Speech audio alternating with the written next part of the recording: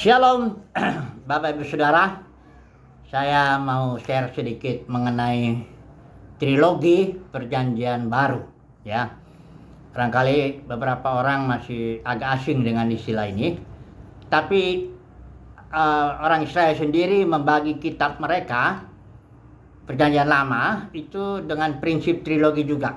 Mereka menyebutnya Tenach, Torah itu 5 kitab Musa, kemudian Nebiim, kitab nabi-nabi, dan Ketubim, tulisan-tulisan. Nah, ini prinsip trilogi ini sebenarnya Alkitab membongkar prinsip ini, tapi dalam Perjanjian Baru hampir ya, saya menyebutnya contoh-contoh lah ya dulu ya, yang saya pernah mengajar teologi Perjanjian Baru. Jadi buku-buku yang kami pegang itu yang sudah diterjemahkan ke dalam bahasa Indonesia. Jadi ada buku Donald Guthrie, Teologi Perjanjian Baru. Dia juga tidak menjelaskan prinsip trilogi ini ya. Dia bukunya seperti tematis lah ya. Tema-tema tertentu ya dia uraikan dari Perjanjian Baru. Kemudian ada lagi seorang yang namanya George Eldon Ladd. Ini juga menulis teologi Perjanjian Baru, juga tidak ada terlihat prinsip trilogi di dalamnya. Kemudian ada satu lagi, Leon Morris ya, yang bahasa Indonesia sudah terjemahkan ini. Ini sudah mulai melihat perbedaan antara Petrus dengan Paulus. Ya, umumnya sih semuanya memang bisa melihat itu.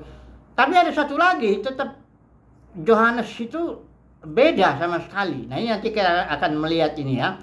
Jadi ketika buku ini ahli-ahli teologi Perjanjian Baru, mereka juga tidak melihat bahwa Tuhan sudah bicara 3 kali kepada gerejanya, prinsip trilogi. Nah, mari saya baca dulu apa sih sebenarnya trilogi itu ya. Dari Amsal pasal 22 ayat 20, saya baca pakai ILT ya. Karena kalau pakai LAI ada istilah shalos, istilah Ibrani shalos yang tidak diterjemahkan. Harusnya diterjemahkan shalos itu 3 kali. Jadi kalau ILT ini dia menerjemahkannya. Nah, saya baca dulu ya. Amsal 22 ayat 20. Bukankah aku telah menuliskannya kepadamu 3 kali dengan nasihat dan pengetahuan. Jadi menuliskan atau berbicara 3 kali itu sangat excellent ya, sangat luar biasa. Itulah cara Tuhan berbicara kepada gerejanya, kepada kita dengan 3 kali ya. Nah, ada teman saya ini dia menulis seluruh perjanjian dalam prinsip Alkitab ini sebenarnya trilogi ini terbongkar sekali ya. Ada 40 ya, ini ada 40 prinsip trilogi ini terbongkar. Ini yang pertama dibikin Yesus Kristus Tuhan ya. Kemudian Paskah, Pentakosta, Tabernakel, hari raya Yahudi. Kemudian Kemah Suci, Kemah Luar itu ruang kudus dan ruang Maha Kudus. Kemudian ada Yesus sendiri, I am the way, the truth, and the life ya. Kemudian ada lagi di sini justification, sanctification, glorification. Ini istilah yang Paulus beberkan dalam 8 surat dalam surat Roma yang 8 pasal itu. Yang terutama jarang disinggung itu yang ketiga ini, glorification by faith. Di seluruh pasal 8 Paulus bicara soal ini ya. Nah, ini ada 40 ya, nggak usah kita baca semuanya ya. Prinsipnya pendeknya ya kalau dari itu Mesir ya, padang gurun, tanah Kanan, pendeknya ada 40 lah prinsip trilogi itu. Nah, kalau kita melihat di Alkitab, di kamus-kamus trilogi itu sebenarnya apa ya? Trilogi itu artinya kelompok dari 3 cerita. Ada 3 cerita ya, berkelompok-kelompok, kelompok 3 cerita. Dan 3 ceritanya ini sudah sempurna sebenarnya ya. Dia berurutan ya. Kayak episode-episode gitu, dia sudah sempurna. Cerita pertama ini, cerita kedua sempurna, cerita ketiga juga sempurna ya. Nah, udah gitu, karena pewahyuan Alkitab itu bersifat progresif, maka cerita kelompok pertama Petrus dan grupnya itu yang Tuhan berbicara kepada bangsa Yahudi ya, karena Petrus dan timnya kan kepada bangsa Yahudi.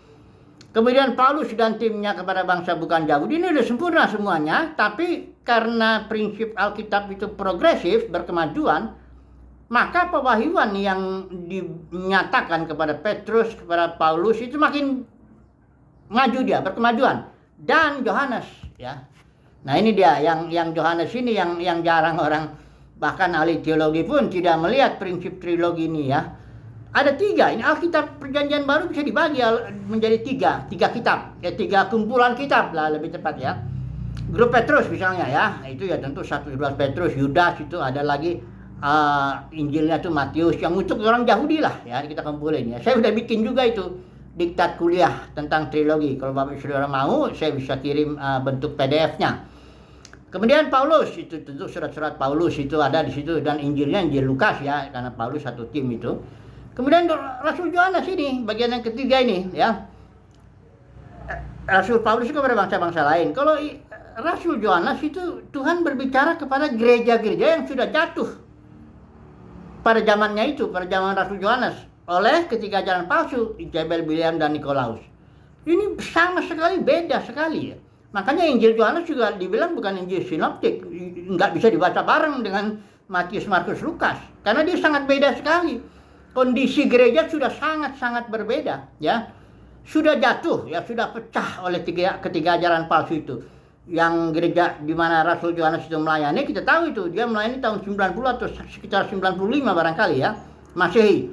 Itu Paulus, Petrus sudah mati martir di Roma tahun 67 Masehi di bawah Kaisar Nero itu ya. Kalau tradisi bilang Paulus itu dipenggal, kalau Petrus itu disalib terbalik kepalanya. Dia sendiri yang minta itu karena dia merasa nggak layak ya kalau salib kepalanya di atas seperti Tuhan Yesus ya.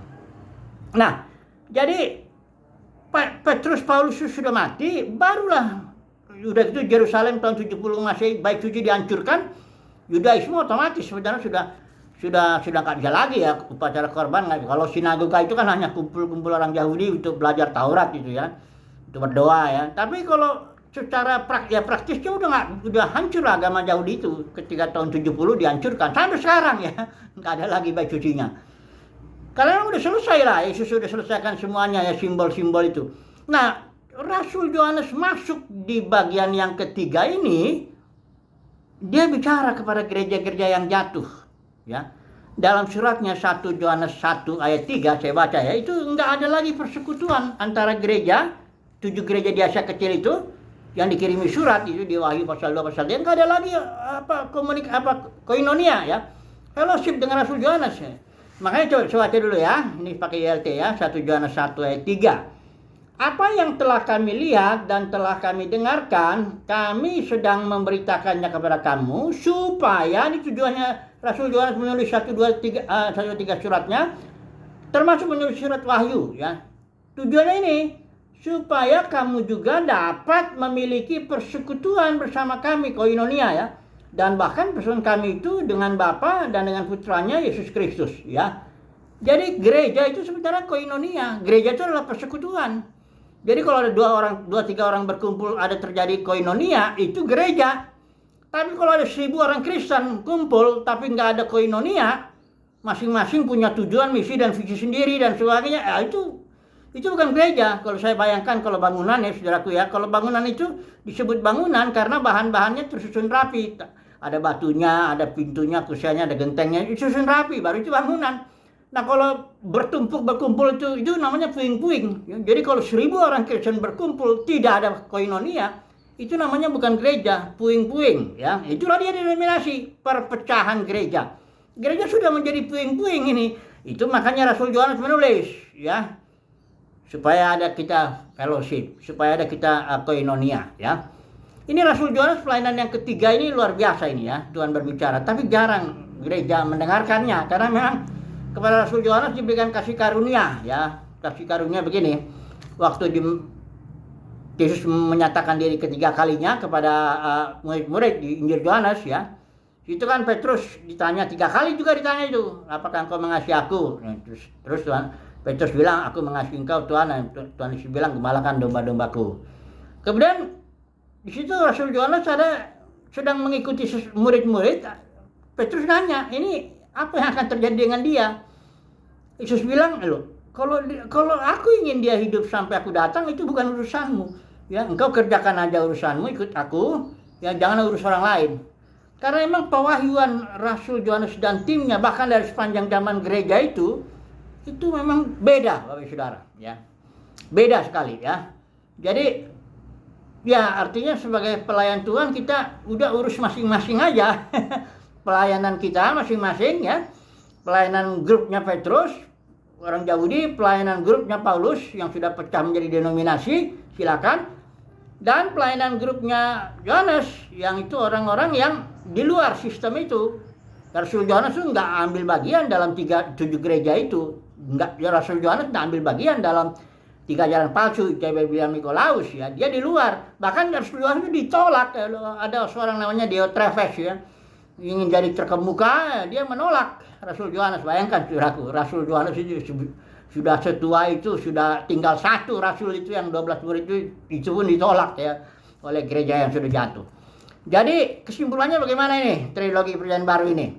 Ya, puji Tuhan, Tuhan sudah bicara 3 kali pada Petrus grupnya, kepada Paulus dan kepada Rasul Yohanes.